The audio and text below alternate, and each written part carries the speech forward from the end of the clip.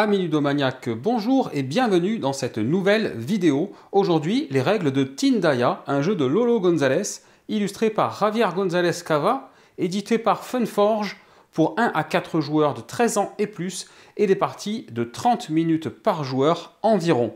Au XVe siècle, les Européens commencent à s'établir aux îles Canaries.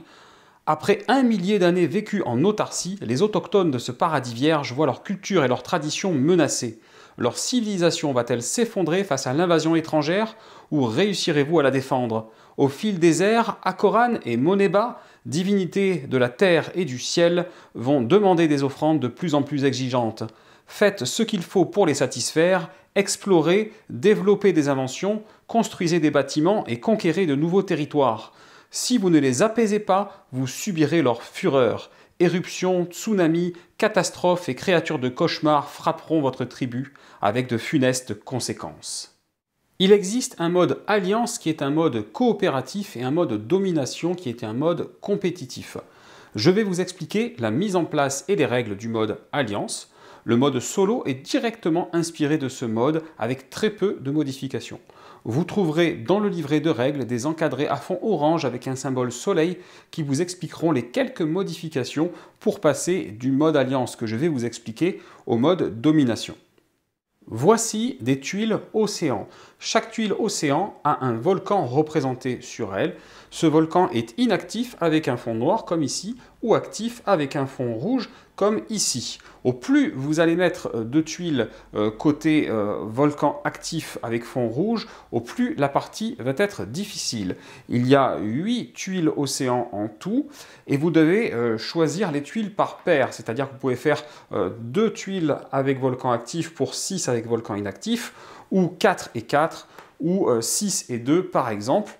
Donc, au plus vous mettez de volcans actifs de votre configuration de terrain, au plus cela va être compliqué. Les tuiles avec des volcans actifs ont des demi-épaves sur chacune de leurs côtés et vous devez impérativement, quand vous prenez 2 tuiles avec des volcans actifs, les relier par cet endroit-là.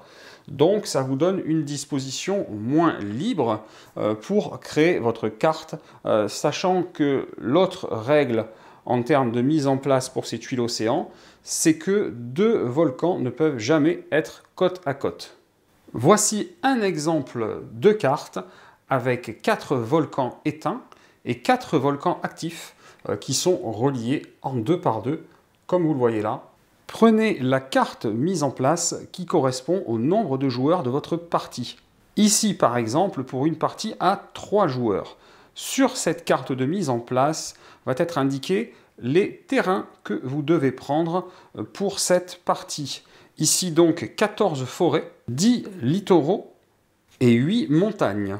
Avec tous ces terrains, vous allez devoir constituer 8 îles, sachant que toutes les îles sont constituées d'un volcan. Et vous le voyez, il y a 8 volcans sur cette carte. Autour de ces 8 volcans, donc, vous allez devoir mettre un terrain de chaque type au minimum. Et au-delà de ça, vous constituez les îles comme vous le désirez, sachant qu'une île ne doit pas en toucher une autre. Chaque île doit être indépendante. Également, vous ne pouvez pas recouvrir les fosses sous-marines qui sont numérotées dans les cases bleues quand vous constituez votre île. Voici par exemple comment j'ai choisi de constituer mon archipel. Placez ensuite les terrains qui n'ont pas été utilisés dans cette configuration dans une réserve à côté du plateau. Vous allez ensuite placer sur ces terrains les matières premières qui leur correspondent à raison d'un jeton par tuile terrain. Sur les tuiles littorales, vous allez d'abord placer des jetons d'argile. Sur les tuiles forêt, des jetons bois. Et sur les tuiles montagne, du minerai de base. Ces jetons devront être placés dans le sens où vous les voyez ici, c'est-à-dire leur côté recto, qui ne laisse pas apparaître combien de ressources ils contiennent. Vous pouvez remettre dans la boîte les jetons inutilisés et créer une réserve avec les jetons minerai de base. Pour la zone individuelle de chaque joueur, vous allez placer un plateau métier à gauche et un plateau tribu à droite. Vous prenez tous les éléments de tribu de la couleur que vous avez choisie, Le joueur ayant visité une île le plus récemment est le premier joueur et reçoit le jeton 1, puis on distribue les autres dans l'ordre en sens horaire. Au verso de la carte mise en place que vous voyez ici, vous allez avoir par joueur et selon sa place, ici entre 1, 2 et 3 pour ma partie à 3 joueurs, une invention et 2 bâtiments indiquant les 2 métiers connus. Donc voilà par exemple pour le joueur 1, ce bâtiment, celui-ci et cette invention. Donc en tant que premier joueur, je vais recevoir un quai de pêche et je vais recevoir un champ, sachant que les quais de pêche font des pêcheurs, bien entendu, que les éleveurs sont sur les porcheries, les bergers sur les enclos de chèvres et enfin les fermiers sur les champs donc.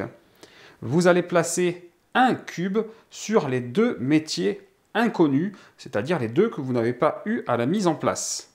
Vous allez également placer un cylindre sur la grotte, ainsi que 7 autres cylindres sur les inventions inconnues, c'est-à-dire toutes sauf ici, pour moi, le saloir. Retournez ensuite la carte de mise en place sur son recto, et vous allez voir en haut à droite de cette carte le nombre de cubes et de cylindres que vous allez devoir placer dans votre dépôt d'action ici. Il est indiqué également en bas à gauche de cette carte le nombre de villageois et de nobles auxquels vous avez droit, ici 3 villageois et 2 nobles. Placez-les donc à côté de votre plateau de jeu avec l'ensemble des pions ressources et l'ensemble des jetons multiplicateurs de ressources qui valent 3 ressources chaque. Les villageois qui vous restent ici, il y en a 4, doivent être placés sur les emplacements 4 à 7 du plateau tribu. Dans l'ordre du tour, les joueurs vont piocher chacun leur tour au hasard une carte tribu. Cette carte tribu, vous la mettez à côté de votre plateau tribu et dans sa partie inférieure, ici, il est indiqué avec quelles ressources de départ vous allez commencer et vous allez pouvoir placer sur ces ressources un pion ressource tout simplement. Me concernant, je commence avec du lait de chèvre, avec de la viande salée, avec des cornes de chèvre et avec de l'obsidienne. La partie du haut est un pouvoir exclusif à votre tribu et il y a suffisamment de cartes tribus pour avoir des pouvoirs différents qui renouvellent avantageusement la partie. Je ne vous expliquerai pas les différents pouvoirs dans cette vidéo, je vous laisserai regarder cela dans le livret de règles. Vous allez ensuite mettre en place le mont Tindaya en commençant tout d'abord par assembler le mont. Placez 2 marqueurs sur les 2 baromètres de la colère divine sur l'emplacement entouré de noir. Prenez ensuite 6 cartes offrandes au hasard que vous dispersez en 2 piles de 3. Ces piles de 3, vous les mettez face visible au niveau des offrandes des 2 dieux.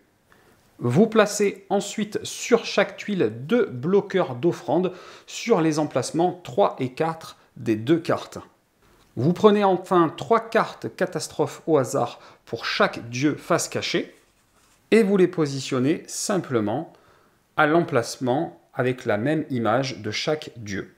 Vous allez ensuite choisir une carte événement par aire selon le niveau de difficulté que vous voulez entre le niveau facile, moyen et difficile qui correspond au chevron sur les cartes événements.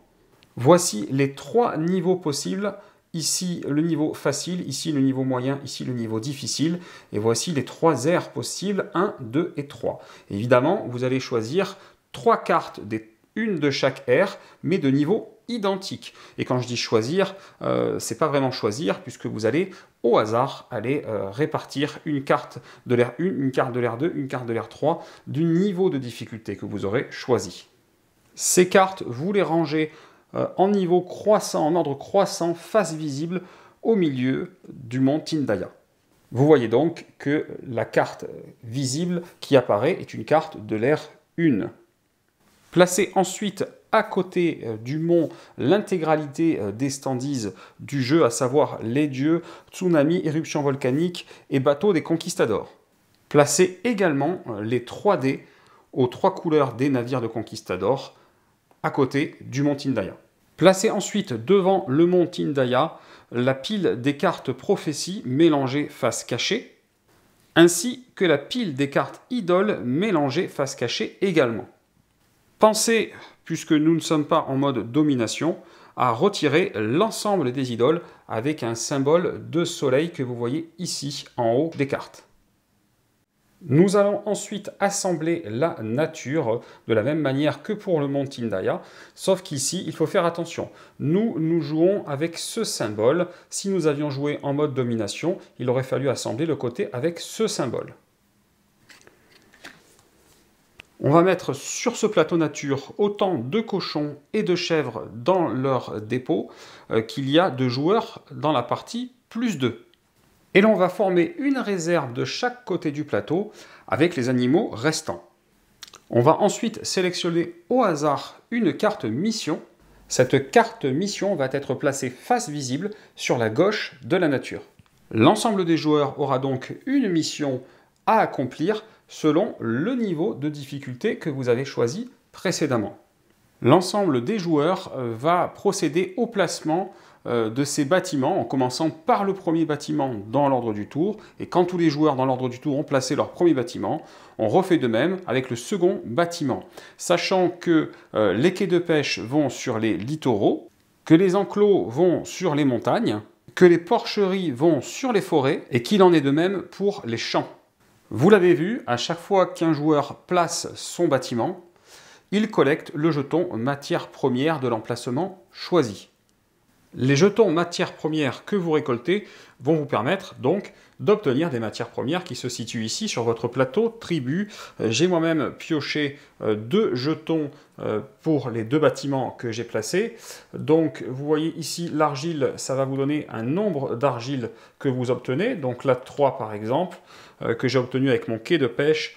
Et avec mon champ, j'ai obtenu ce jeton de bois. Alors le bois, comment ça marche ? Vous allez obtenir autant de bois que l'air en cours, donc là c'est la première ère, c'est le début, donc 1, plus ce qui a marqué ici, donc 1 plus 1 dans mon cas de figure, ça sera 2 bois pour moi. Si j'avais eu de quoi me mettre sur ce type de ressources m'aurait donné soit de la pierre, soit de l'obsidienne, ou comme ici, un mélange de pierre et d'obsidienne. Une fois que vous avez placé vos ressources, les jetons doivent être mis ici dans les différents dépôts correspondants. Les joueurs placent automatiquement un noble sur chacun de leurs bâtiments de départ et chacun répartit ensuite ses 3 villageois de départ comme désiré sur l'ensemble de ces 2 bâtiments. Placez également 2 chèvres de la réserve sur chaque enclos et 2 cochons de la réserve sur chaque porcherie. Formez ensuite une réserve avec les 4 types de bâtiments, avec l'ensemble des pirogues, des conquistadors et des murs. Constituez enfin le marché des artisans avec les cartes dont je vous montre le dos ici, en les étalant tout simplement face visible. Les premiers conquistadors vont s'établir avant même le début de la partie dans l'archipel. Pour cela, lancez un dé. Sur l'île avec le volcan correspondant au chiffre du dé, donc ici le 6, on va devoir placer 2 conquistadors dans leur fort. Sur cette île, les conquistadors vont vouloir se placer sur une forêt. S'il y a plusieurs forêts, ça sera la forêt au choix des joueurs. S'il n'y a pas une forêt, à ce moment-là, ça sera en priorité un littoral. Et s'il n'y a pas de littoral, ça sera sur une montagne. Dans tous les cas, là où se placent les conquistadors, le jeton de ressources va être retiré.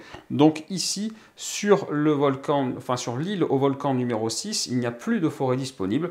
Les conquistadors vont vouloir se placer sur le littoral. Vous placez donc sur le terrain correspondant un fort, et sur ce fort, 2 conquistadors. Vous êtes maintenant fin prêt à jouer une partie de Tindaya. Et la partie va se dérouler en 3 aires composées chacune de 3 phases. La phase stratégie, la phase action et enfin la phase de fin d'ère. À la fin de la 3e ère, on passe à la fin de partie. Si l'ensemble des joueurs remplissent les conditions de survie et que la mission est réussie, les joueurs l'emportent, sinon c'est une défaite. La première phase du tour de jeu, c'est la phase de stratégie et elle commence par la révélation de la carte événement qui est au centre du mont Tindaya. Alors au premier tour, cette carte a déjà été révélée et vous la voyez ici devant vous. Ça va vous permettre de savoir quels sont les navires à placer ce tour. Ici, on voit en 2, en 3 et en 4 que l'ensemble des navires des conquistadors sont à placer. On va lancer les dés des navires correspondants et on va les placer sur les fosses sous-marines qui ont le même numéro que la couleur de leur dés. On va ensuite révéler les prophéties. Alors à l'ère 1, on révèle automatiquement les 2 prophéties. Ça, c'est la bonne nouvelle. Je vais d'abord vous expliquer comment ça va fonctionner à l'ère 2. Car à l'ère 2 et à l'ère 3, les voyantes ne pourront révéler leurs prophéties que si vous avez fourni de quoi faire du feu à l'ère précédente. Le feu, c'est ce que vous voyez au centre du mont Tindaya, devant vous. Donc tout simplement, ça dépendra du nombre de pions présents pour savoir si vous avez le droit à une, 2 ou aucune prophétie. S'il y a 4 pions présents au niveau du feu, les 2 prophéties seront révélées comme au premier tour, comme je vais vous le montrer tout de suite après. S'il n'y a que 2 pions présents, à ce moment-là, une seule prophétie sera révélée et c'est le joueur qui aura fourni les pions qui choisira la prophétie révélée entre les 2. Et malheureusement, s'il n'y a aucun pion, vous l'avez compris, aucune des 2 prophéties ne seront révélées. Alors, je vais donc vous expliquer quelles sont les 2 prophéties. La première prophétie, c'est la prophétie de Tibiabin. Et pour celle-ci, il suffit de piocher une carte prophétie et puis de regarder la colonne correspondant à l'ère en cours. La seconde prophétie, c'est la prophétie de Tamonante, qui va consister à révéler les prochaines cartes d'Akoran puis de Moneba. S'il y a des pions éventuellement présents sur le feu, ils sont retournés à leur propriétaire. Et si cette phase s'appelle la phase de stratégie, c'est parce que les joueurs vont devoir essayer de planifier en fonction de tout ce dont ils ont connaissance. Ils vont devoir établir une stratégie commune et se répartir les tâches à accomplir. Alors évidemment, pour le mode non coopératif particulièrement, les promesses n'engagent que ceux qui les croient. Mais toutefois, ne pas planifier est la garantie d'une défaite assurée. La deuxième phase d'un tour, c'est la phase action. Dans cette phase, chaque joueur, dans l'ordre du tour, effectue une ou 2 actions, ou bien passe. Ça passe au joueur suivant et ainsi de suite. Et ça peut revenir à vous, bien entendu, pour réeffectuer encore une ou 2 actions, ou passer, et ainsi de suite. Quand vous passez, vous retournez votre jeton ordre du tour, indiquant que vous ne pouvez plus effectuer d'action durant cette ère. Le dernier joueur à passer déclenche la fin d'ère. Pour faire une action, vous placez un marqueur sur l'une des 10 cases des pistes d'action de vos plateaux. Ce sont les 10 cases que vous voyez le long de vos plateaux en haut ici. Il y en a 2 ici, 2 ici, 2 ici, 2 ici, une grande ici et une plus petite ici. Certaines actions ne nécessitent pas de marqueurs et les marqueurs sont de 2 types. Vous avez les cubes et les cylindres, c'est ce que vous voyez ici dans votre dépôt d'action. Les cubes sont des actions simples, mais ont l'avantage de revenir dans votre dépôt d'action d'une ère sur l'autre. Par contre, les cylindres sont des actions doubles et permettent donc d'effectuer 2 fois l'action choisie. Vous ne pouvez cependant pas refuser d'effectuer 2 fois l'action s'il est possible de le faire quand vous utilisez un cylindre. Et malheureusement, tout cylindre utilisé est retiré du jeu à la fin de l'ère. Commençons par l'action développer, qui est une action disponible uniquement sur un métier connu, c'est-à-dire sans cube dessus. Donc dans mon exemple, ici je n'ai pas de cube, je pourrais développer ici, mais je ne pourrais pas développer ici et là, car ce ne sont pas des métiers que je connais. Vous placez pour cela un marqueur d'action sur la case de développement, vous payez le coût en ressources, et vous retirez le cylindre que vous placez dans votre dépôt d'action. Vous devez développer dans l'ordre de haut en bas. C'est pour ça que vous m'avez vu développer ici la charrue d'abord, par exemple. Si vous n'avez pas développé le niveau 1, vous ne pouvez pas développer le niveau 2. Donc je n'aurais pas pu aller développer ici tant que je n'avais pas développé là. Si vous effectuez une action double avec un cylindre, vous pouvez développer les deux d'un coup ou seulement le niveau 1 si vous ne pouvez pas payer pour le niveau 2. Donc dans mon cas de figure, avec mon cylindre, là j'aurais pu enchaîner et faire les deux d'un coup. Seconde action possible, c'est produire. Et c'est encore une fois une action disponible uniquement sur un métier connu, c'est-à-dire sans cube dessus. Vous placez un marqueur d'action sur la case de production, puis vous placez autant de ressources que nécessaire sur les dépôts des biens ainsi produits. Il est possible de produire plusieurs types de biens en une seule action, comme vous avez pu le voir à l'instant. La production se faisant de haut en bas, il existe trois types de biens. La ligne du haut, c'est les biens de base, au milieu, c'est les biens complexes, et en bas, c'est les denrées non périssables. La production des biens de base et complexes est obligatoire, sauf si elle implique d'abattre un animal, et la production de denrées non périssables est facultative car elle implique un coût supplémentaire de production. Le coût supplémentaire de production, vous l'avez ici. Ici, c'est une paille, là, c'est un sel, là, c'est un bois, et là, c'est un bois également. Ce coût supplémentaire, vous le payez qu'une seule fois pour convertir autant de biens que désiré en denrées non périssables. Donc ici, j'aurais pu convertir comme ceci ma céréale en farine grillée à condition d'avoir payé un bois au préalable, bien entendu, pour avoir le droit d'effectuer des conversions. Donc ici, au niveau de la production, ça sera par villageois occupant un quai de pêche. J'aurai un poisson. Ensuite, j'aurai par quai de pêche que je contrôle, j'aurai un sel. Et après, si je paye ma paille, je pourrai convertir autant de poissons que j'en ai ici, le chiffre que je désire, en poissons ici fumés. Donc il sera transféré de là à là. Ici, ça sera du fumier, autant de fumier que de porcherie que je contrôle. Ensuite, ça sera pour chaque cochon que j'ai sur une des porcheries que je contrôle et que je veux bien sacrifier, ça me fera un jambon. Les animaux sacrifiés retournent dans la réserve et pas dans la nature. Et ensuite, si je paye un sel, je pourrai transformer autant de jambon que je veux en, ici, viande salée. Ici, par chèvre que j'ai sous mon contrôle dans un enclos, je pourrais produire un lait. Et par chèvre que j'ai sous mon contrôle et que je choisirai de sacrifier, et donc de renvoyer dans la réserve, je pourrai produire à la fois une corne et une viande de chèvre. Et enfin, par lait que je possède, si j'ai payé un bois, je pourrai transformer chaque lait en fromage. Et la production que j'ai faite ici au premier tour, c'était par villageois que j'ai sur un champ, je peux produire une figue. Et là, au premier tour, j'avais qu'un seul villageois sur mon champ.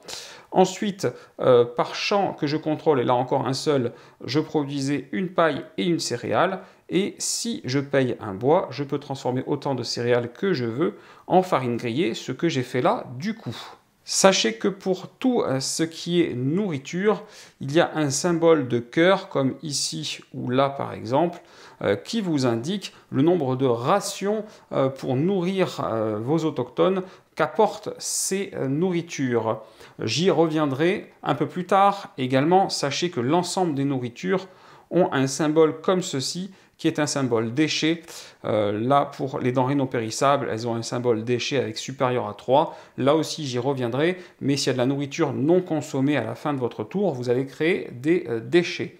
Enfin, pour ce qui était de faire du feu, certaines ressources vous permettent de faire du feu, et c'est indiqué à côté. Vous avez le bois qui permet de faire cela, vous avez la paille ici, et vous avez la bouse ici. Là encore, j'y reviendrai, mais c'est les fameux feux que vous voulez faire pour révéler les prophéties en début de tour. Et enfin, certaines ressources sont aussi des armes, donc les cornes de chèvre ou les obsidiennes se transforment en armes, et là aussi, j'y reviendrai.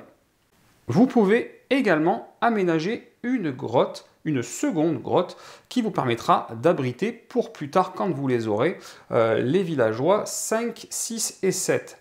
Pour cela, vous placez un marqueur d'action sur la grotte, vous payez le coût indiqué, à savoir Vous le voyez ici, un bois, un argile et une pierre. Et enfin, vous déplacez le cylindre de la grotte vers votre dépôt d'action. Une action très importante dans Tindaya, c'est l'action d'explorer. Elle consiste à déplacer vos autochtones, c'est-à-dire vos villageois et ou vos nobles, sur le plateau principal dans l'archipel. Pour cela, vous devez placer un marqueur d'action qui vous permettra d'effectuer jusqu'à 3 déplacements terrestres et ou maritimes. Chaque déplacement peut concerner un ou plusieurs membres de votre tribu où qu'il soit. Placer un cylindre sur cette action revient à effectuer 2 fois 3 déplacements en 2 actions d'exploration séparées. Vous pouvez placer sur cet emplacement plusieurs marqueurs d'action par aire, mais sur les 2 actions que vous pouvez effectuer à votre tour, une seule peut être une action d'exploration, jamais les 2. Concernant les déplacements terrestres, vous allez pouvoir déplacer autant d'autochtones que désiré d'un hexagone terrestre à un hexagone terrestre adjacent, sachant que vous n'êtes jamais obligé de tous les déplacer. Par exemple, là j'ai effectué un déplacement de 1 avec un noble et un villageois. Les 2 ensemble se déplaçant ne comptent que pour un déplacement. Vous gérez vos déplacements comme vous le voulez. Vous pouvez faire 3 déplacements avec le ou les mêmes autochtones en une seule fois, ou faire 3 fois un déplacement, etc. Tant que vous respectez la limite de 3 déplacements, vous déplacez absolument qui vous voulez sans réelle limitation. Et pendant vos déplacements, il y a 2 choses que vous pouvez faire.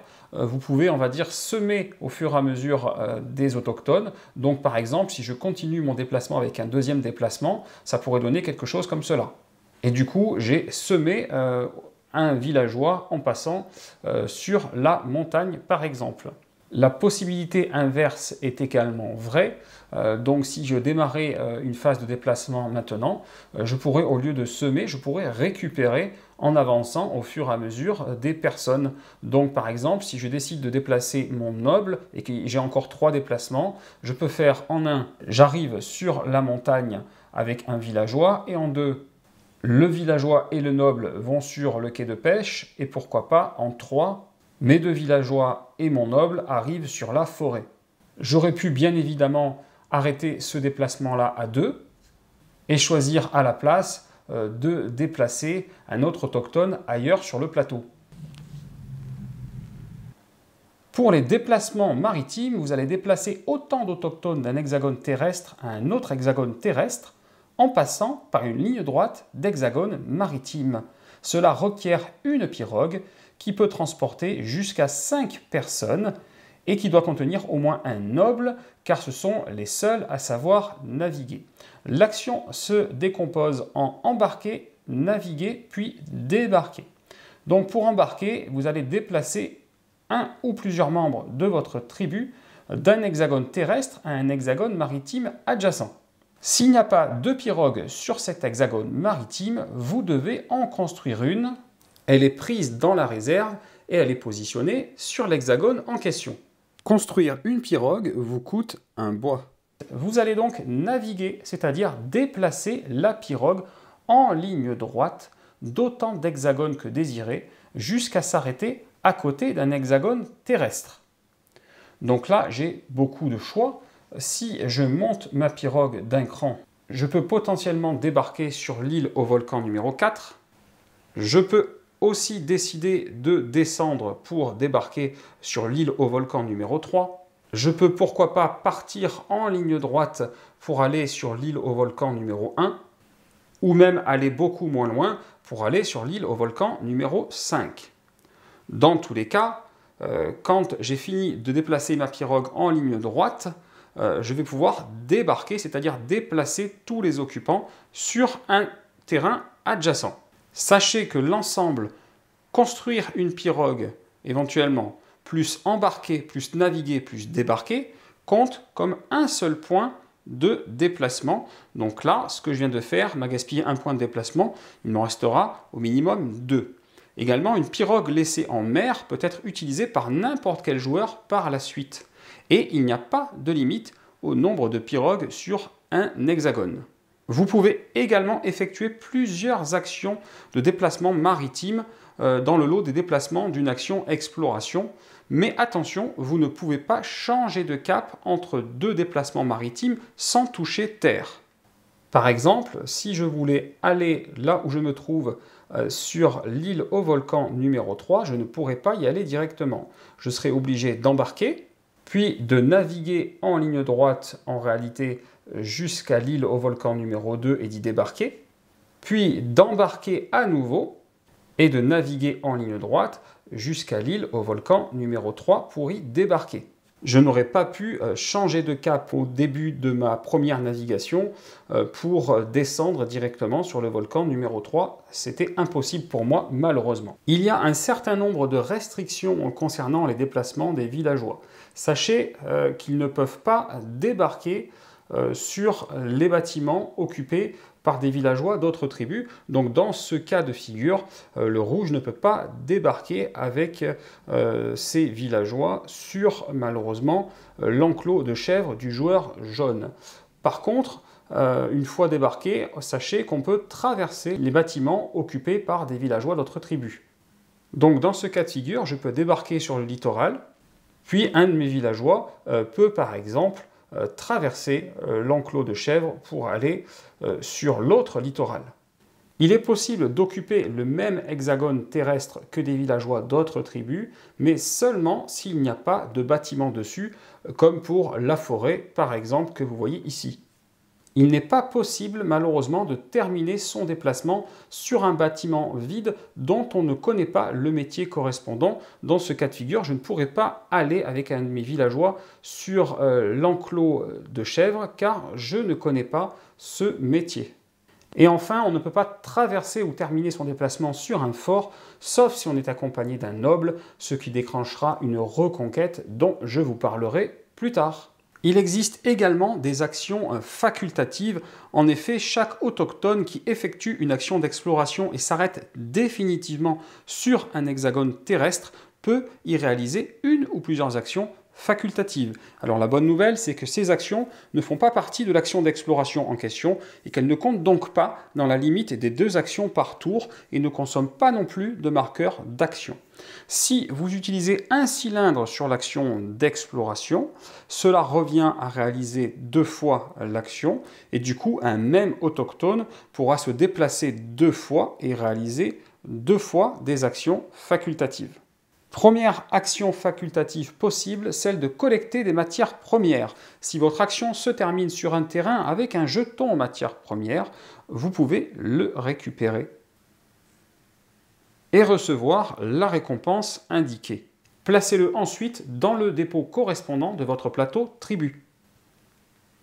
La capacité des dépôts de matières premières est définie par le niveau de difficulté choisi, comme vous pouvez le voir ici.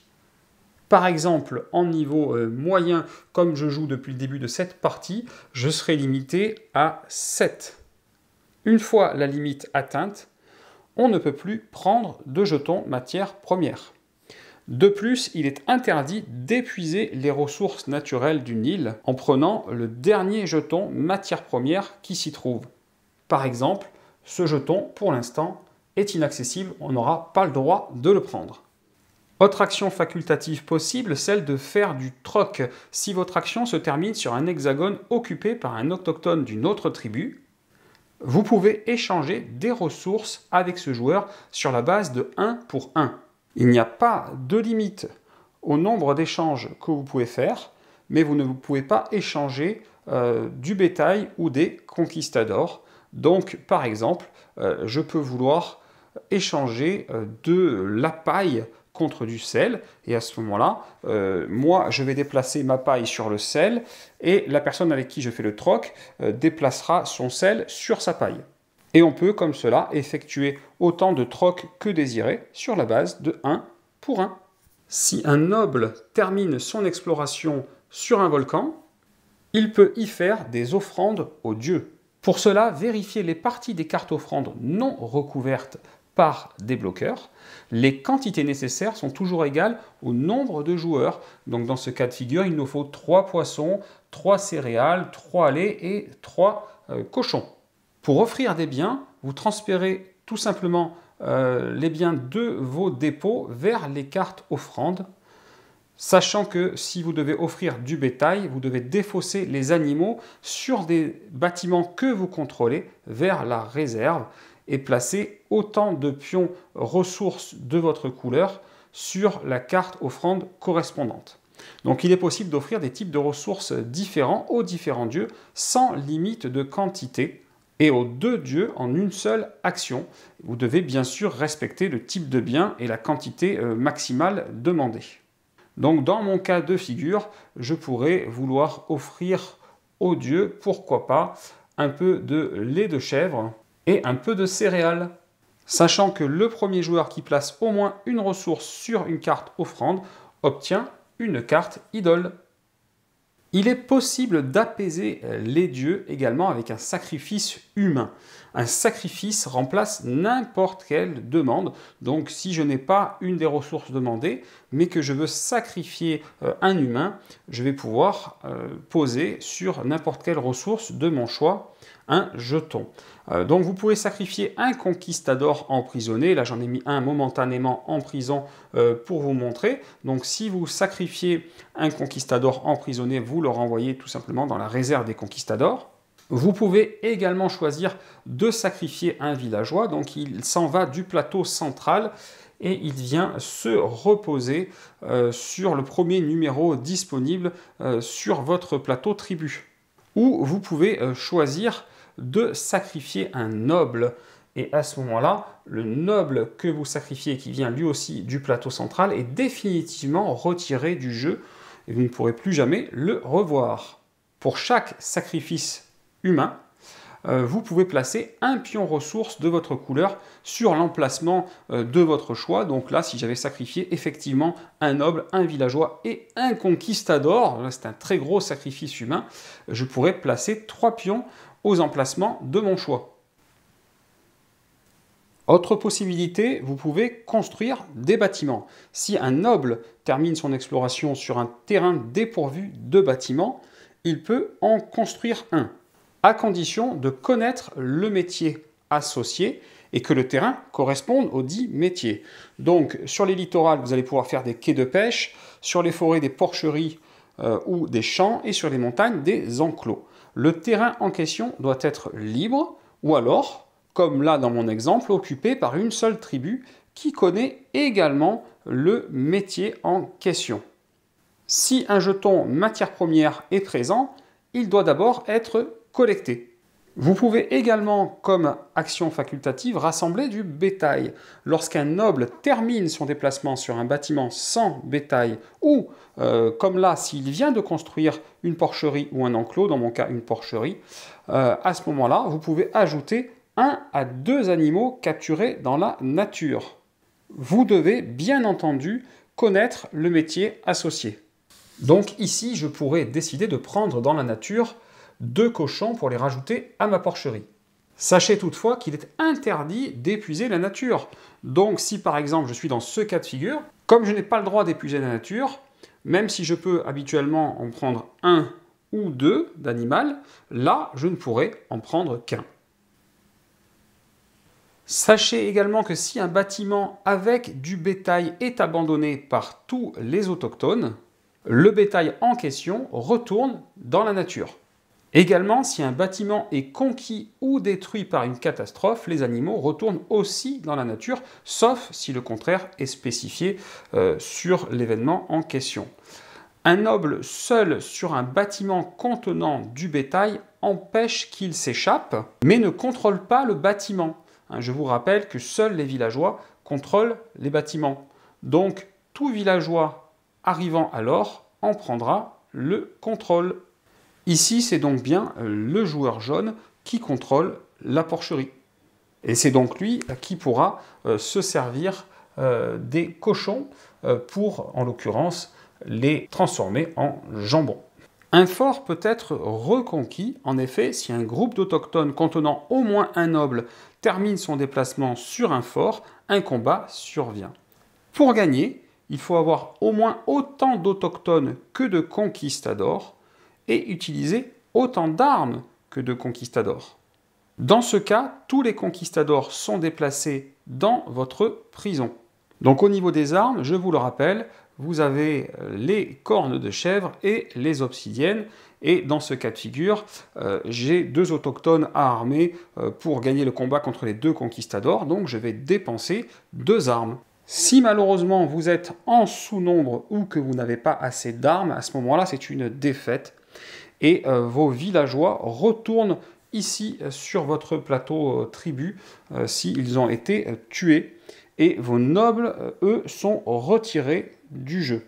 Si vous avez, lors d'une défaite, au moins utilisé une arme, à ce moment-là, vous mourrez en héros et vous recevez une carte idole en récompense.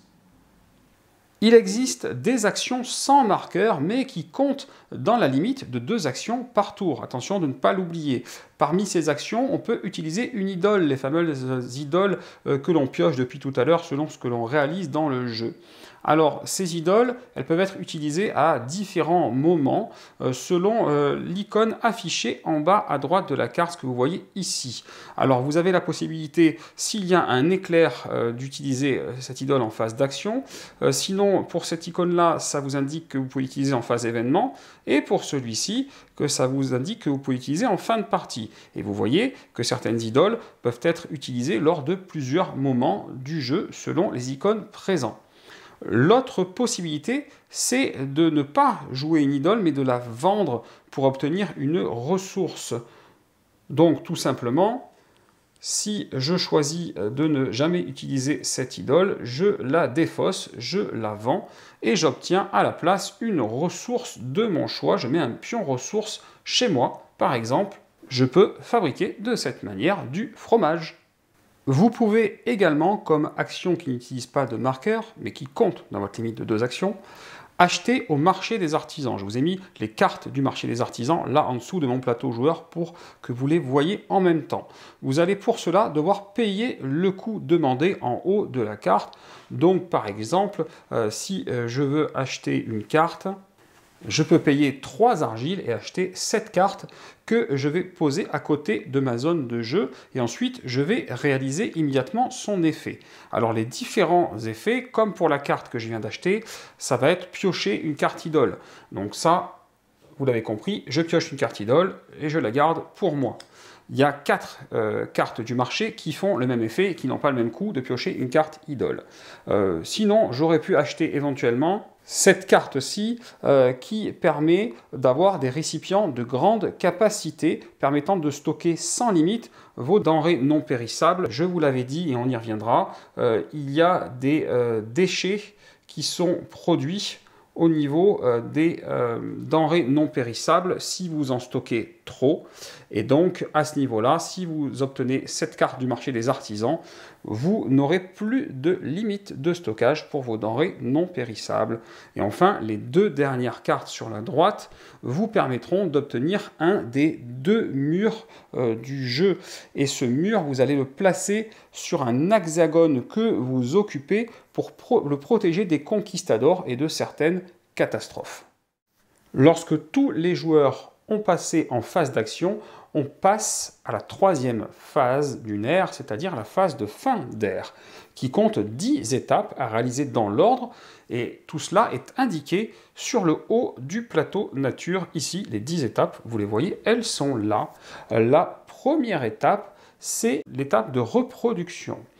Pour cela, vous allez déjà regarder dans les dépôts d'animaux de la nature s'ils ont au moins 2 animaux. Et pour chaque dépôt avec au moins 2 animaux, ils vont se reproduire et vous allez en rajouter un de plus. Il en sera de même pour les animaux du plateau, donc tous les bâtiments contenant au moins 2 animaux vont voir un 3e animal arriver. Attention, cet animal ne vient pas de la nature, mais vient de la réserve. Vous allez regarder également les hexagones où il y a 2 villageois d'une même tribu au moins. Et dans ce cas-là, un nouveau villageois va venir de votre plateau tribu et vous allez prendre le villageois disponible le plus à gauche sur votre plateau tribu pour venir le mettre sur l'hexagone correspondant. Malheureusement, la mauvaise nouvelle, c'est que cela fonctionne aussi pour les conquistadors. Et s'il y a au moins 2 conquistadors sur un fort, vous allez en prendre un de la réserve pour le rajouter. Ensuite, on passe à la nourriture et chaque villageois sur le plateau central doit être nourri. Donc il suffit pour cela de regarder le chiffre qui apparaît sur votre plateau pour savoir combien vous avez de villageois sur le plateau central. Ici, j'en ai 3. Donc, pour cela, vous allez utiliser les rations disponibles sur votre plateau métier. Et les rations, c'est ce que vous avez avec des cœurs. Donc, par exemple, ici, ça, c'est une ration puisqu'il y a marqué 1. Ça, c'est 2 rations puisqu'il y a marqué 2. Là, ça peut être 3 rations pour ça puisqu'il y a marqué 3. Donc, libre à vous d'utiliser les rations que vous voulez bien donner à votre peuple, sachant que toutes les rations qui sont sur les 2 premières lignes, si elles ne sont pas utilisées, elles seront perdues et elles créeront des déchets. Toutes les rations qui sont des denrées non périssables, à la fin de l'ère en cours, vous pourrez en stocker jusqu'à 3. Et seulement au-delà de 3, elles produiront des déchets. Donc il vaut mieux, le plus possible, utiliser d'abord les rations qui sont ici. Donc, me concernant, j'ai 3 villageois. Je peux décider de leur donner à manger des figues et également, pourquoi pas, du fromage. Dans ce cas de figure, mes villageois ont été nourris. Il n'y a pas de souci de ce côté-là. Si le nombre de rations utilisées est supérieur au nombre de villageois à nourrir, l'excédent est perdu, mais vous ne pouvez pas dépenser plus volontairement. Donc par exemple, si j'avais été dans cette configuration, et que mes seules rations étaient 2 fromages et une viande salée, j'aurais pu choisir de donner 2 rations de fromage qui valent 2 chacune, pour nourrir mes villageois. Mais à ce moment-là, même si en réalité, avec 2 fromages, c'était l'équivalent de 4 rations, je n'ai nourri que mes 3 villageois et j'ai rien en retour. Ce que je ne peux pas faire, c'est par exemple dans ce cas de figure, de dire je veux à la fois donner mes 2 laits, ma figue et ma viande de chèvre, parce que ça ferait 4 rations et que je peux sans problème en donner que 3. Donc, dans ce cas de figure, je serai obligé d'en choisir que 3 sur 4. Et vous le verrez par la suite, malheureusement, ma viande de chèvre non consommée deviendra un déchet. Sachez inversement que s'il y a des villageois que vous n'arrivez pas à nourrir, pour chaque villageois non nourri, il meurt bien entendu, et il retourne sur votre plateau. Donc si je n'avais pas pu nourrir tous mes villageois, ceux qui meurent reviennent ici se poser sur l'emplacement le plus à droite disponible du plateau tribu. Et pour chaque tribu qui a laissé mourir au moins un villageois, c'est la colère de Moneba qui va augmenter d'un cran.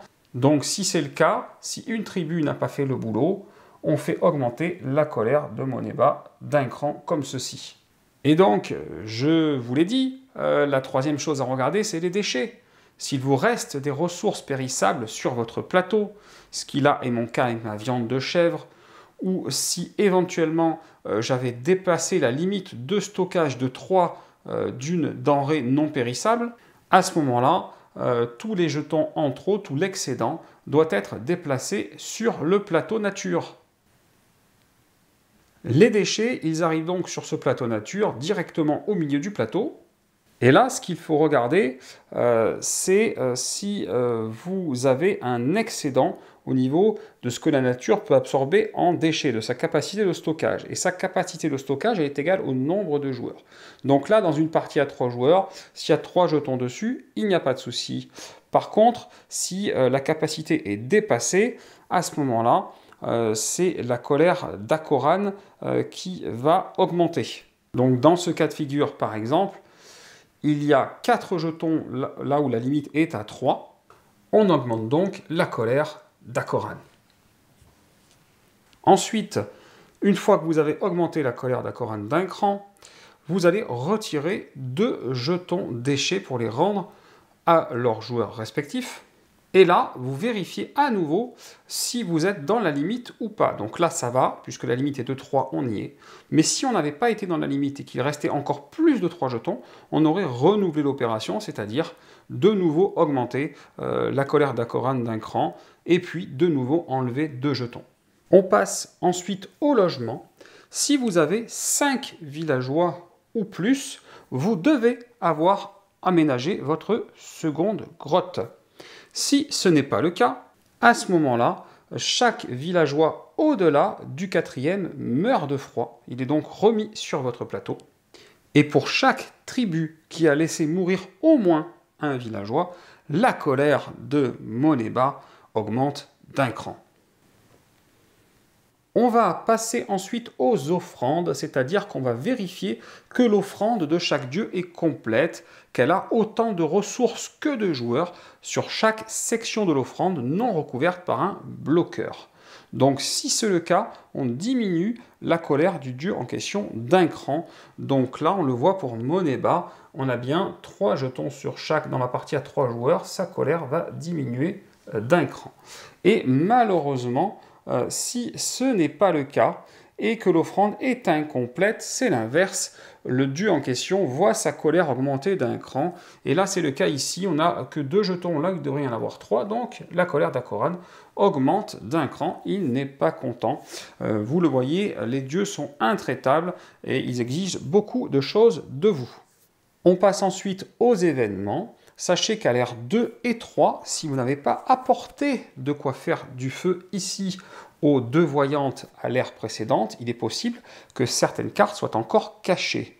En effet, il est possible que la carte prophétie ne soit pas encore révélée, auquel cas il faut la révéler, ou que les cartes catastrophes des 2 dieux, ici et là, ne soient pas encore révélées également, et à ce moment-là, il faut aussi les révéler maintenant. Donc, si la carte prophétie n'était pas déjà révélée, ça sera le moment de placer les standees des 2 dieux et éventuellement de l'éruption ou du tsunami ou des 2, selon ce qu'il y a là sur la carte événement. Vous allez devoir placer l'ensemble, comme je vous l'avais montré finalement au début du tour, mais là, ça sera en fin de tour puisque la carte n'était pas déjà révélée. Vous allez devoir placer l'ensemble sur le plateau principal. Et ensuite, il va falloir regarder la carte événement et réaliser les événements dans l'ordre. Donc c'est ce que vous voyez ici. Donc là, les événements dans l'ordre, ça va être la colère de Moneba, puis les conquistadors à voile blanche, les conquistadors à voile grise, les conquistadors à voile noire, puis une éruption volcanique, puis la colère d'Akoran. La colère d'Akoran et les éruptions volcaniques vont avoir une zone d'action en fonction de la colère d'Akoran. Et la colère de Moneba et les tsunamis vont avoir une zone d'action en fonction de la colère de Moneba. Chaque standee est l'épicentre d'une catastrophe. La colère de Moneba, je vous l'ai dit, affecte l'ampleur du tsunami et de son effigie, tandis que la colère d'Akoran, c'est l'ampleur de l'éruption volcanique et de son effigie également. Donc, au niveau des ampleurs, c'est assez simple. Vous l'avez vu sur les pistes colères de chaque dieu, il y a 3 zones, une zone jaune, une zone orange et une zone rouge. Si un dieu est en zone la plus basse, c'est-à-dire la zone jaune, à ce moment-là, en partant de l'épicentre, par exemple ici de l'épicentre de l'éruption volcanique, la zone qui serait touchée par l'éruption volcanique serait la zone des 6 hexagones autour de l'éruption volcanique. Et puis la colère d'Akoran serait la zone également ici, autour de lui. Malheureusement, si on est en zone orange, on va passer à 12 hexagones de plus. Donc on aura les 6 qui sont autour, et puis on fera un deuxième cercle de 12 concentriques autour pour la zone qui sera touchée en l'occurrence par l'éruption par exemple. Et si on est en zone rouge, alors là on rajoute 18 puisqu'on rajoute un 3e cercle. Donc on a un cercle, on a 2 cercles et on a un 3e cercle encore tout autour. Donc là on commence à avoir énormément de la zone qui est concernée. Donc je vais vous parler de l'éruption volcanique puisque c'est de ça que je vous parle depuis tout à l'heure. Donc pour les hexagones concernés par la colère d'Akoran, il va y avoir une éruption volcanique. C'est sans effet sur les autres volcans et sur les fosses sous-marines. Donc les terrains incluant le volcan lui-même, qu'est-ce qui va se passer? Eh bien tout ce qui s'y trouve va dans la réserve. Donc s'il y a des bâtiments, ils vont dans la réserve. S'il y a des ressources, ça va dans la réserve. S'il y a des animaux, des forts, des conquistadors, des murs, des villageois, tout ça, ça va dans les réserves. Et s'il y a des nobles, c'est retiré du jeu. Donc dans ce cas de figure, admettons qu'on soit au niveau le plus bas, lui il est retiré du jeu, lui il est mort, il revient sur le plateau tribu, ce bâtiment il est retiré, cette ressource elle est retirée, par exemple. Donc voilà, ça c'est assez efficace. Tous les terrains qui ne le sont pas déjà deviennent des montagnes, donc vous allez pouvoir les retourner comme ceci du côté montagne tout simplement. Et une fois cela fait, ce n'est pas encore tout à fait fini, puisque toutes les hexagones maritimes deviennent également des montagnes. Donc, ça veut dire que dans ce cas de figure, on va comme cela se placer tout autour des montagnes, puisque c'est la lave qui a, au fur et à mesure, coulé de partout. Donc, voilà ce que ça va donner dans un exemple du plus bas niveau. Et sur toutes les montagnes, vous allez pouvoir rajouter du minerai volcanique, donc comme ceci, au fur et à mesure. Et là, vous voyez ce qui peut se passer, c'est que tout simplement, deux îles se sont rejointes, et donc ceci est considéré maintenant comme une seule île suite à l'éruption volcanique. Vous l'avez compris, si tout cela avait été de niveau 2, ça aurait été un petit peu plus compliqué. Donc on va pousser l'exemple sur du niveau 2 pour vous montrer déjà sur le niveau orange qu'est-ce que ça aurait pu donner. On va un petit peu plus loin. Donc tout ça, la pirogue aussi est perdue évidemment. Et encore une fois, les terrains déjà présents se transforment en montagnes si ce n'est pas déjà fait. Et puis là, on continue de rajouter des montagnes sur le deuxième cercle. Donc par exemple ici, attention, les fosses sous-marines ne sont pas affectées par cela. Voilà, on va essayer un petit peu de pousser, voilà. Et donc là, vous le voyez, ça commence à être très compliqué, puisque on se retrouve à avoir 4 îles qui n'en font plus qu'une seule. Donc ça va pas être, ça va être plutôt gênant après pour tout ce qui est catastrophe, hein, je préfère vous le dire, puisqu'il y a des catastrophes qui se font en réalité sur les îles qui sont à portée, et si la portée touche ne serait-ce qu'un bout de l'île, tout est à portée à ce moment-là. Et donc, encore une fois, vous allez devoir rajouter comme cela sur tous les emplacements du minerai volcanique. Donc, il y a de quoi faire. Voilà. Et encore un petit peu ici. Donc là, ça serait une très grosse éruption volcanique qui compliquerait beaucoup les choses. Voilà, dans mon exemple, pour pousser les choses jusqu'au bout. Pour le tsunami que là j'ai placé ici pour vous montrer en exemple, ce sont les hexagones concernés par la colère de Monébar. Donc le tsunami est sans effet sur les volcans, sur les fosses sous-marines et sur les hexagones maritimes. Donc qu'est-ce qui va se passer? Eh bien, tous les terrains qui se trouvent dans la zone d'action du tsunami vont partir dans la réserve, et tout ce qu'il y a dessus, les bâtiments, les ressources, les animaux, les forts, les conquistadors, les murs, les villageois et les nobles qui seront retirés du jeu si jamais.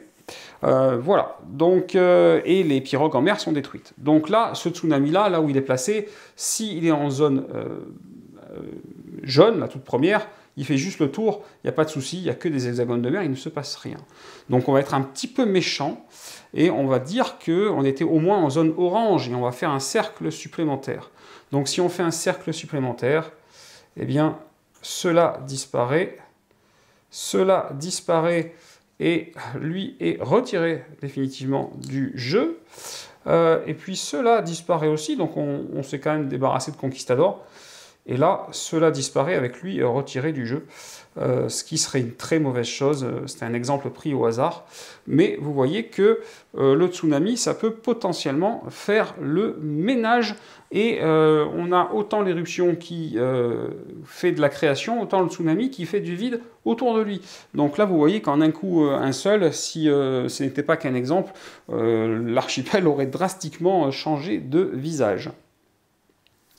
Ensuite, on passera à la colère des dieux. Je ne vous ferai pas d'exemple sur la colère des dieux, parce la colère des dieux, elle prend des formes multiples. Donc je ne couvrirai pas tous les effets dans cette vidéo, mais la principale différence, je vous l'ai dit, c'est que la colère des dieux affecte toutes les îles ayant au moins un hexagone dans la zone de portée. Donc potentiellement, vous comprenez bien que là, elle va forcément affecter au minimum cette île-là, et cette île-là, bah, c'est l'ensemble, tout ce qui a été créé là, potentiellement, par exemple. Voilà, là par contre, il va affecter cette île-là, et il faudrait vraiment une beaucoup plus grande portée pour qu'il arrive à aller affecter celle-là, par exemple. Il faudrait une portée de 3, donc là, normalement, il y a peu de chances qu'il affecte autre chose dans l'exemple qui reste. Il sera toutefois possible de protéger un hexagone à l'aide éventuellement d'un mur, d'armes, de feu, de fumier ou d'idoles de protection selon ce que la carte colère des dieux vous dira que vous pouvez faire. Voilà, donc ça sera précisé de toute façon. Il va falloir ensuite s'occuper des navires des conquistadors. J'ai un petit peu réinitialisé la colère divine pour vous refaire un exemple, parce que là, j'en avais un petit peu mis de partout, ça aurait été un petit peu violent et ça aurait été moins clair. Donc les conquistadors, là c'est simple, hein, il peut y avoir entre 1 et 3 navires de présent. Là j'ai mis les 3, hein, vous avez le blanc, le gris et le noir que j'ai déplacé un petit peu pour vous faire mes exemples. Et vous regardez là aussi quand ils surviennent dans l'ordre au niveau de la carte événement, puisque la carte événement vous faites dans l'ordre qui est indiqué dessus, eh bien vous faites le navire en question. Donc pour chaque navire, eh bien, il va attaquer l'île la plus proche de lui. En cas d'égalité dans l'île la plus proche, donc c'est le cas ici où il est à 1 de celle-là et 1 de celle-là, ou ici où il a 1 de chaque aussi, et encore une fois ici où il a 1 de chaque, puisque du coup j'ai rien touché au niveau des îles. S'il y a une égalité, il va aller sur l'île qui a le plus de bâtiments. Si l'égalité persiste, il va aller sur l'île qui a le plus d'autochtones. Et si l'égalité persiste, c'est le joueur qui a la priorité, ou le premier joueur, donc qui choisira sur quelle île débarquent les conquistadors. Et les conquistadors, quand ils débarquent, ils attaquent tous les bâtiments de l'île en question. Alors, on va faire plusieurs exemples. Donc, par exemple, ici, celui-là, il est à égalité de distance entre là et là. Il n'y a pas de bâtiment ici, il y a un bâtiment ici. Donc, ils vont aller sur cette île-là, par exemple. Ici, il y a un bâtiment, ici, il y a un bâtiment, mais ici, il y a plus d'autochtones. Donc, quand ça sera lui de jouer, il ira sur cette île-là. Et lui, ici, il n'y a pas de bâtiment. Ici, puisqu'il est à la croisée des chemins, il y a un bâtiment. Ici, il y en a 2. Donc, il ira sur cette île-là, le noir, pour faire ses attaques. Si jamais un navire se retrouve à aller sur une île qui n'a pas de bâtiment du tout, il va attaquer un seul terrain par ordre de priorité. Il va faire les terrains qui ont des ressources d'abord, donc les forêts avec des ressources, puis après, s'il n'y en a pas, les quais avec des ressources, s'il n'y en a pas, les montagnes avec des ressources, et s'il n'y a pas de terrain avec des ressources, ça sera les forêts d'abord, les quais ensuite, et enfin les montagnes, pour savoir quel terrain il va attaquer. Chaque terrain est attaqué par 2 conquistadors. Donc si on fait la résolution, en l'occurrence là, dans la carte événement, il fallait résoudre le 1 d'abord. Le 1, c'était le blanc, pardon, d'abord. Le blanc est là. Donc le blanc, il attaque ici, puisqu'il veut attaquer là où il y a le plus de bâtiments, puis le plus d'autochtones. Il attaque tous les terrains qui ont un bâtiment. Il y en a un seul, donc il attaque ici ces 2 autochtones. Donc dans ce cas-là, automatiquement, il y a plusieurs choses. S'il y avait eu un mur sur ce terrain-là, les conquistadors auraient été repoussés, l'attaque était terminée. Ou si le joueur ciblé le veut, il peut dépenser une de ses cartes idoles qu'il défausse et l'attaque est également repoussée. Si l'attaque n'est pas repoussée, si le bâtiment est occupé, il va y avoir un combat. Si le bâtiment est vide, mais qu'il contient des animaux, les animaux repartiront dans la nature. Si les conquistadors s'en prennent à un terrain, ce qui est plutôt assez rare, mais s'ils s'en prennent à un terrain parce qu'il n'y avait pas de bâtiment sur l'île la plus proche, à ce moment-là, les ressources repartiront dans la défausse malheureusement. Et si l'emplacement qu'ils visent était vide, en dehors des animaux et des ressources, une fois qu'ils ont enlevé les animaux et les ressources, ils vont mettre un fort avec deux, en l'occurrence, conquistadors dessus, hein, comme on avait fait au début de la partie. Maintenant, comme je vous l'avais dit, si le bâtiment est occupé, il y a combat. S'il doit y avoir plusieurs combats, puisqu'il y a plusieurs bâtiments qui sont occupés, ils seront résolus dans l'ordre du choix du joueur ayant la priorité. Donc par exemple, si on fait ce navire, il va attaquer ici, il va attaquer ces deux bâtiments, les deux sont occupés, donc le joueur qui a la priorité choisira quel est le premier combat, puis quel sera le deuxième combat. Pour gagner un combat, vous devez avoir au moins deux autochtones et au moins deux armes que vous pouvez utiliser pour ce combat. D'accord? Donc si jamais, par exemple, on commence et on envoie ici des conquistadors, là, il y a trois autochtones, donc c'est tout à fait possible de se défendre. Si le jaune a deux armes, il va pouvoir gagner le combat. Par la suite, si on envoie ici deux, on voit très bien que le rouge est seul, même s'il a une arme, il pourra tuer uniquement un conquistador et il perdra le combat. Donc ça, c'est un petit peu la même chose que pour les reconquêtes que je vous avais expliqué auparavant. Si jamais il y a plusieurs tribus différentes sur un endroit où il y a un combat, dans l'ordre de priorité, chacun va déclarer s'il utilise une arme ou pas. Donc, s'il y a victoire, on va supposer qu'il y a victoire, par exemple ici. Le jaune a dépensé ses armes, donc les deux conquistadors vont aller dans la prison, comme on l'avait vu auparavant, du jaune sur son plateau tribu. Donc ça, il n'y a pas de souci de ce côté-là, ils sont capturés. S'il y a défaite, alors il y a plusieurs choses. Déjà, si c'est un villageois qui subit la défaite, comme ici, il va également retourner sur le plateau tribu là, du joueur rouge. Si ça avait été un noble, vous le savez déjà, la punition, hein, le noble aurait été retiré du jeu définitivement, hein, s'il s'était retrouvé dans un combat perdant, malheureusement. Si il y a des animaux là où on a perdu, et là c'est le cas, hop, il retourne dans la nature également. Adieu les animaux, malheureusement, hein, c'est un petit peu comme s'ils étaient arrivés et qu'il n'y avait personne. S'il y avait eu des ressources, là il n'y en avait pas, les ressources étaient perdues également, et le bâtiment, il s'en va, et à la place, vous mettez un fort, et les conquistadors s'installent là, malheureusement, les deux conquistadors.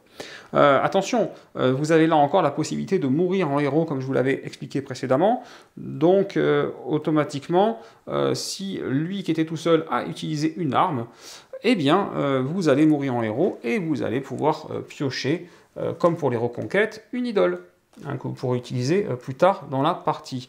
Donc voilà comment ça va se passer, et ça va se passer pour chaque bateau.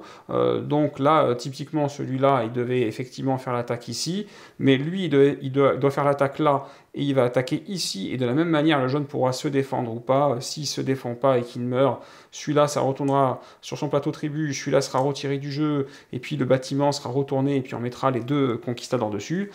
S'il se défend, eh bien, les deux conquistadors iront dans la prison du joueur jaune, encore une fois, décidément, parce que le joueur jaune est ciblé, et lui, il ciblerait automatiquement ici, et comme il n'y a personne, il irait automatiquement, hop, s'installer dans le bâtiment en question, puisqu'il y a un seul bâtiment sur cette île, et mettrait deux conquistadors.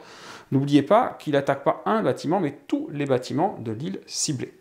Ensuite, après toutes ces émotions, vous allez pouvoir passer à l'apprentissage. Si l'un de vos nobles se trouve sur un bâtiment d'un métier inconnu, donc c'est le cas ici avec le noble rouge, et avec au moins un autochtone du tribu qui connaît ce métier, et là c'est le cas, ils sont même nombreux, hein, ici, vous apprenez le métier en question. Et donc dans ce cas-là, vous retirez le cube du métier, et vous le placez sur votre dépôt d'action. Après l'apprentissage, on passe à la survie. Vous allez vérifier les conditions de survie. La première, c'est qu'il n'est pas un dieu qui soit au niveau de colère maximum. Donc là, c'était limite pour celui-ci. Et là, on n'en est pas très loin non plus, hein. Il va falloir faire mieux que ça. Mais pour l'instant, on n'est pas au niveau maximum, donc tout va bien. La seconde, ça sera de vérifier que chaque tribu possède au moins un villageois et un noble encore en vie. Si une de ces conditions n'est pas remplie, sachez-le, vous avez immédiatement perdu la partie. Et si tout va bien de ce côté-là, vous pouvez passer à l'étape 9 de la phase de fin d'ère, à moins bien entendu que vous ne soyez déjà à la 3e ère, auquel cas vous passez à la résolution finale. À la fin de l'ère 1 et de l'ère 2, donc, vous pouvez livrer de quoi faire du feu aux voyantes pour bénéficier de leur prophétie au début du tour suivant. Si vous le faites, ça vous permettra de révéler éventuellement les 2 cartes qui sont là, ou la carte qui est ici, ou les deux. Et si vous ne le faites pas du tout, vous n'aurez rien de tout ça de révélé avant la fin du tour, et donc vous ne saurez pas ce qui va vous arriver potentiellement. Donc, pour livrer de quoi faire du feu, ça va être dans l'ordre de priorité, et puis chaque joueur va décider, quand viendra son tour, de dépenser ou pas les ressources exigées pour faire du feu. Pour faire du feu, il faut automatiquement envoyer 2 ressources en combinaison de fumier, bois ou paille, dans n'importe quelle combinaison, hein, tout simplement. Donc là, par exemple, moi, je pourrais décider d'envoyer un fumier et une paille. Ce faisant, je pourrais choisir l'une des prophéties, donc soit révéler ces 2 cartes-là, soit révéler celle-ci au début du prochain tour. Sauf si quelqu'un se joint à moi et lui aussi envoie 2 ressources par exemple. Auquel cas, là, on pourra tout révéler au prochain tour, et bien entendu, et inversement, si on ne fait pas de feu du tout, rien ne sera révélé au début du tour, et on devra attendre la fin du tour pour révéler ce qui va nous arriver. Et enfin, on passe à la maintenance qui sera réalisée elle aussi qu'à la fin de l'ère 1 et de l'ère 2. Et donc les cylindres utilisés sur votre plateau sont retirés du jeu. Les cubes utilisés, eux, ils sont remis dans votre dépôt d'action, bien sûr. La carte événement est retirée pour dévoiler la suivante. Les pions ressources sur les cartes offrandes sont rendus à leurs propriétaires respectifs. Les cartes offrandes du dessus sont retirées. Et on place les bloqueurs correspondant à la prochaine ère sur les nouvelles cartes offrandes. Les cartes catastrophes des 2 dieux sont retirées sans révéler pour le moment les suivantes. Et les jetons ordre du tour se déplacent d'un joueur en sens horaire. Après l'étape de survie de la phase de fin d'ère numéro 3, vous passez à la résolution finale, donc sans effectuer ni les prophéties, ni la maintenance que je viens de vous expliquer. Et à ce moment-là, vous devez vérifier si vous avez les conditions de victoire remplies.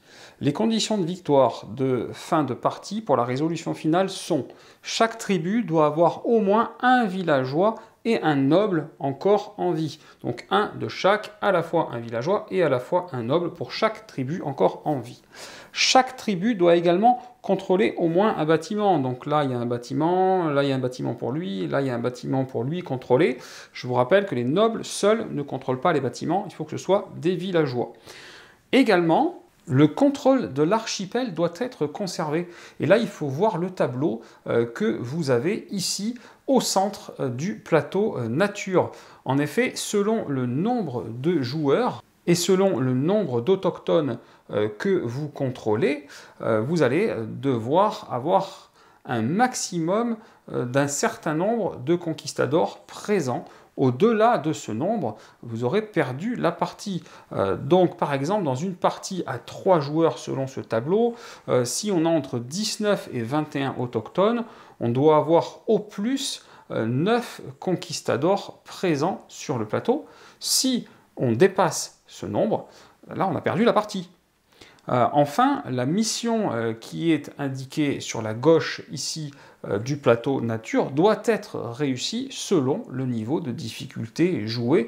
Donc là, ça serait, et selon des fois le nombre de joueurs, comme on voit pour cette mission, donc là, ça serait la mission au milieu de difficulté 2, et en bas, pour le 3 joueurs, Il faudrait avoir réussi cette mission pour prétendre à la victoire.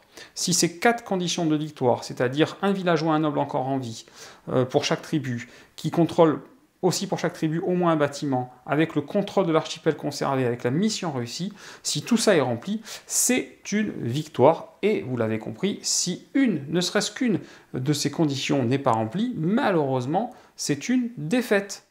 Il existe un mode solo qui est tout proche de ce que je viens de vous expliquer, avec l'ajout simplement de 2 autochtones neutres vous permettant d'apprendre par la suite les métiers que vous ne connaissez pas. Vous ne pourrez pas faire de troc dans ce mode, mais vous pourrez par contre adopter un villageois neutre. Concernant le mode domination, qui est donc la variante compétitive du jeu, j'avais peur qu'un joueur puisse ne pas lutter contre tous les événements du jeu et faire ses points de son côté au détriment de ceux qui se battent pour la survie de l'archipel.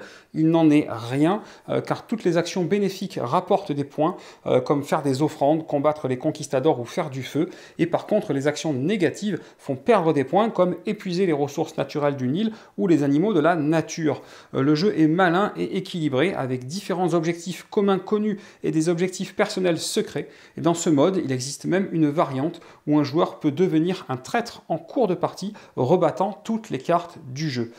Sachez qu'il existe aussi une campagne d'initiation en 4 parties qui permet de découvrir les règles au fur et à mesure, rendant l'ensemble moins complexe et plus digeste.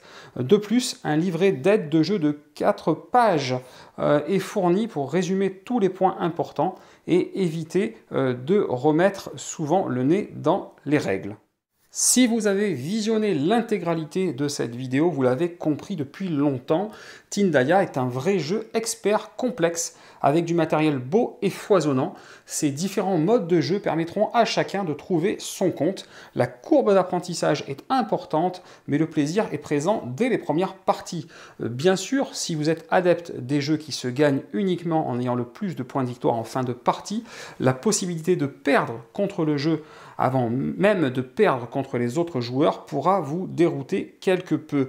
Pourtant, croyez-moi, il serait bien dommage de passer à côté tant l'univers est incroyable et la qualité du jeu, aussi bien au niveau des illustrations que des mécaniques, est excellente.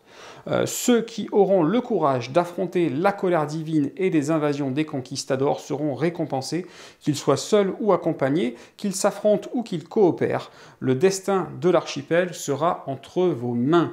Voilà, comme d'habitude, si cette vidéo vous a plu, vous n'hésitez pas, vous mettez un petit pouce vers le haut, ça fait toujours plaisir. Et puis vous cliquez là, en bas à gauche, pour vous abonner à la chaîne si ce n'est pas déjà fait. Et chers amis ludomaniaques, je vous dis à très bientôt pour une prochaine vidéo.